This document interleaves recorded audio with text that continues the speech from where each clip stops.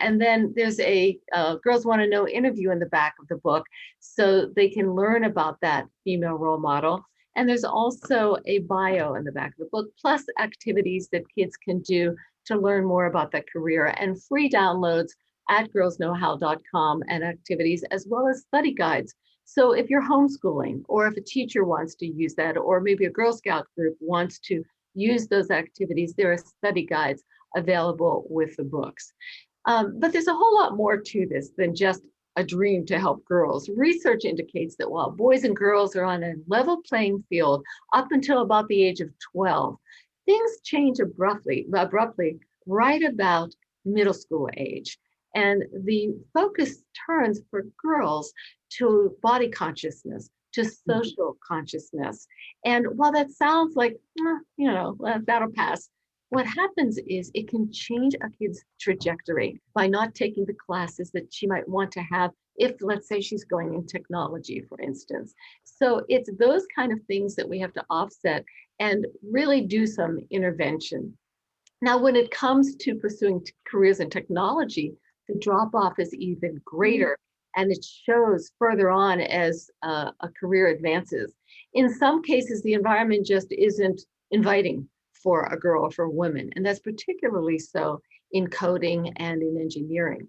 The publication CIO reveals some interesting facts. It says women make up 47% of all employed adults in the US, okay, so almost half.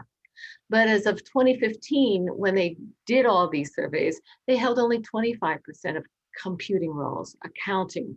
And that's according to the data from the National Center of Women and Information Technology.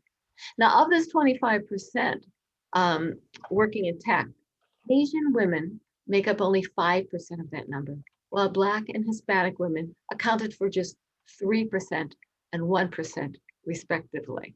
And that's just not enough.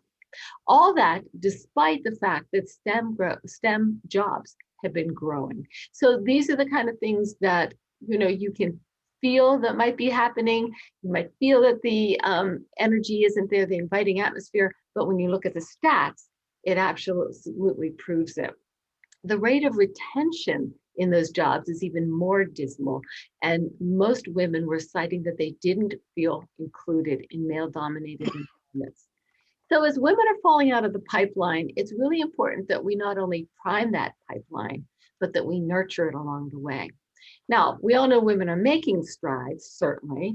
I mean, last year was the 100th anniversary of the 19th Amendment that gave women the right to vote. When I say that, just almost want to hit myself on the head and say, really? We needed an amendment to make that happen? So we have to think about how slow and painful progress has been. Evidence of that low percentage is even worse when it's coming to leadership roles and women on boards in business.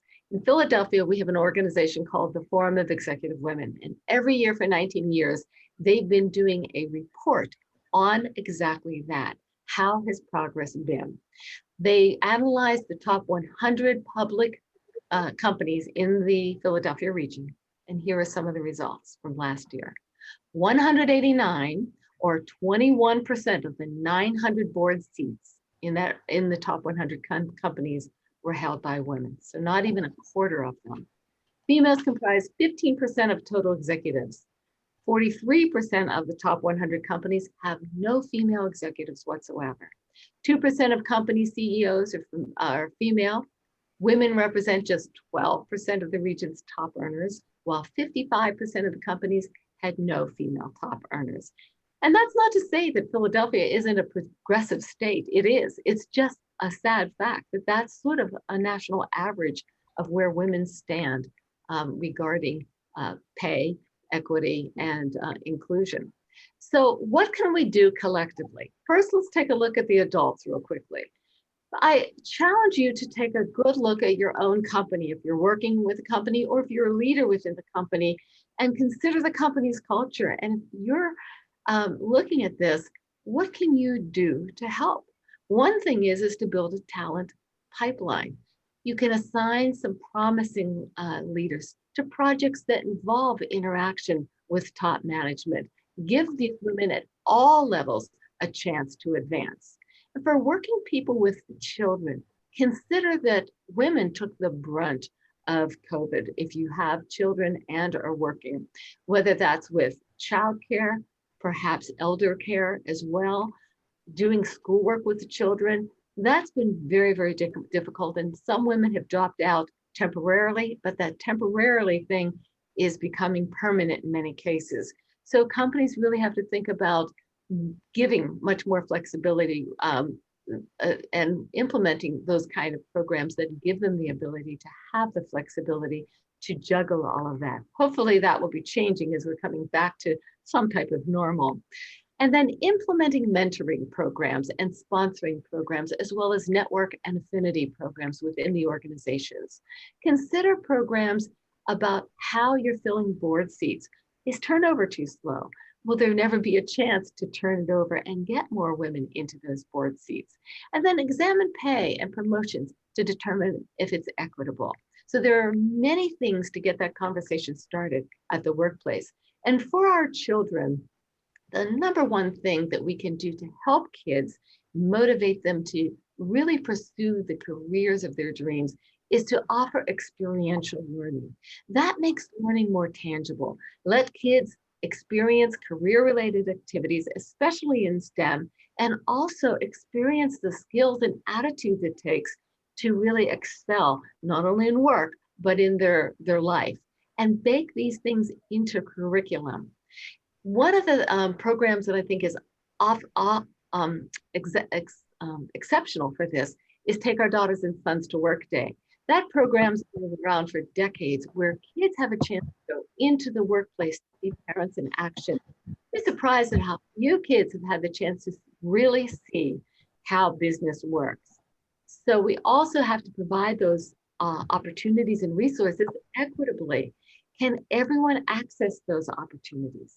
And can they see themselves in these roles? If a girl can't see herself in the role, if somebody from a different background can't see someone like them in an opportunity, well, if they can't see it, how can they be it? So we really want the children from every background are going to be able to see themselves as the heroes in books and in the media.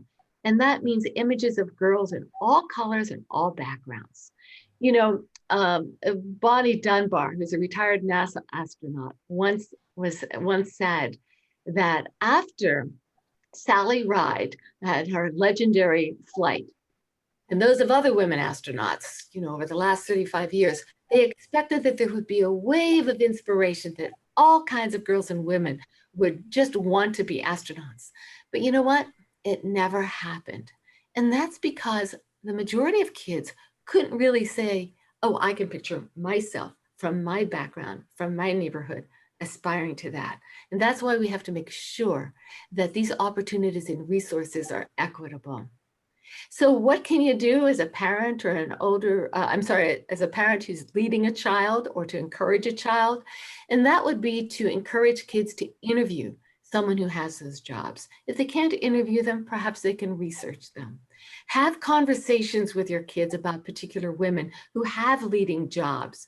Recognize that success isn't predicated on a college education. There are many paths to successful jobs and careers. Young people need to know they didn't have to major in science. They didn't have to always follow all the curriculum in science to be able to aspire to a STEM job. They just have to have the passion, the love, the perseverance to pursue that.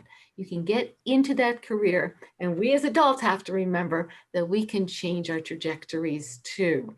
And that just means really thinking about what you want to be, working really hard, having those resources. But we as parents and teachers and educators really need to nurture those kids. And the most important thing we can do is keep that conversation going. You know, we can all play pivotal parts in providing very rich and age-appropriate experiences and opportunities so that children can visualize their career paths. We need to provide environments that girls can pursue careers without preconceived notions of what they can or cannot do, and create atmospheres that encourage participation and, welcomes women. Collectively, I'm hoping that we can all build an inclusive culture for girls and really redefine the notion of girl power for the next generation. Thanks so much. I'm so happy to just be able to share some of those thoughts. Very That's good. awesome. Very good. Very Mhm, good. thank you. So Thank we're all on Grover's time. This is Grover's session. So Grover, do you want to tell us about your book? We've all done overtime and come on to your time. Not a problem. By the way, I used to live across the river from you. It's Alan. I used to live across the river from you. Jersey. Yes, yes. I grew up in Camden, Oh, there you go. Oh, so close. 58 through 62. I left there, went to school in Carolina, went there for